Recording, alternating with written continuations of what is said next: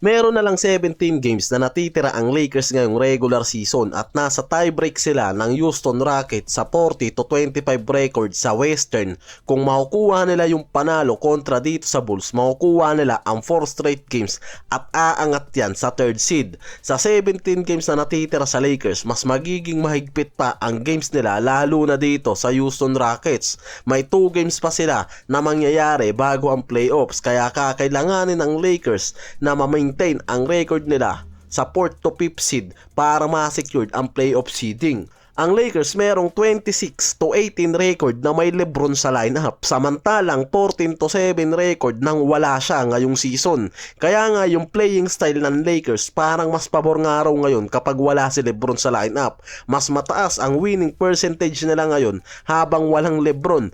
Isa pa, may 10-2 record ang Lakers kay Luka at Austin Reeves combination at may 3 straight wins silang nagawa habang walang LeBron. Hindi lang yan, dahil dalawang contender team ang sinibak ng Lakers mula sa New York Knicks at Timberwolves ngayon sa kamay lang nitong si Luka at Austin Reeves. Kaya yan mismo yung pinagdedebatihan at pinag-uusapan ng ilang mga analyst kung dapat pa bang ilagay at ibalik si LeBron sa starting unit ngayon pagbalik niya, lalo na't nakikita na mas nagiging effective at balanse ang scoring at transition nila sa starting unit kapag si Luka at Reeves ang nangungunang player dyan. Kaya yan yung pinag-uusapan sa mga commentaries at ng ilang analyst na kailangan nga raw magdesisyon ang Lakers tungkol dito kay LeBron sa starting unit o bench. Kapag wala kasi si LeBron, mas maraming possession ang hawak ni Luka at Reeves kaya sila ay nagiging explosive na scorer at playmaker.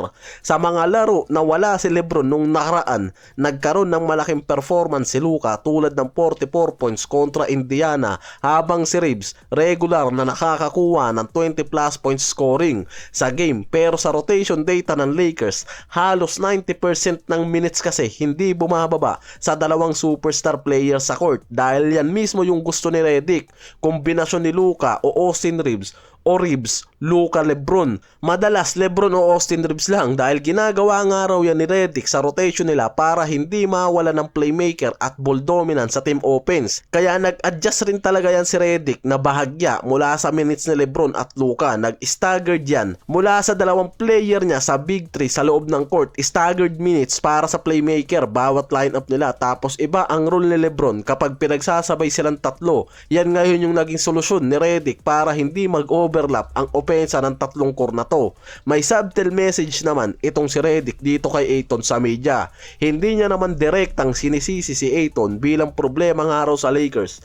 Pero malinaw na nagbigay ng challenge itong si Redick kay Ayton na mas magbigay nga raw ng mas consistent na effort lalo na sa team defense at energy effort sa loob ng court. Dahil kailangan nga raw ng Lakers ngayon na maging above average ang team defense nila lalo na pagpasok ng playoffs na to. At para mangyari nga raw yan, malaki ang papel ni Ayton dyan. Sa madaling salita, sinasabi ni Redick na kung gusto nga raw talaga nila maging contender, kailangan nilang makuha yung pinaka-dominant at pinaka-consistent na version ni Ayton ngayon sa Lakers. Pero sa 3 straight game win nila, kahit nanalo ang Lakers, hindi pa rin ganun ka-consistent ang numbers at performance ni Ayton mula opensa at depensa. Sa 17 games na natitira ngayon, pinupursige ni Redick na maging consistent itong si Ayton. Sa press conference naman dito kay Ayton, nang tanungin siya tungkol sa momentum ng Lakers after natalunin ang contender team na New York Knicks at Wolves sa kung ano nga raw ang masasabi niyan sa kasalukuyang momentum ng team sa harap mismo ng media, maayos sinagot ni Ayton na talagang nakakapanibagong araw sa attitude nito. Pinaliwanag niya na kapag pinapakita ang araw niya yung energy at effort sa loob, mas binibigyan siya ng bola ng mga teammate niya at nabibigyan niya ng scoring opportunities. Pero malinaw kasi na hindi iyan yung hinahabol sa kanya ni Redick dahil ang gusto mismo ng coaching staff at ni Redick sa kanya, mas maging dominant nga raw at aggressive bilang rim runner at rim protector at hindi nga raw maging scorer.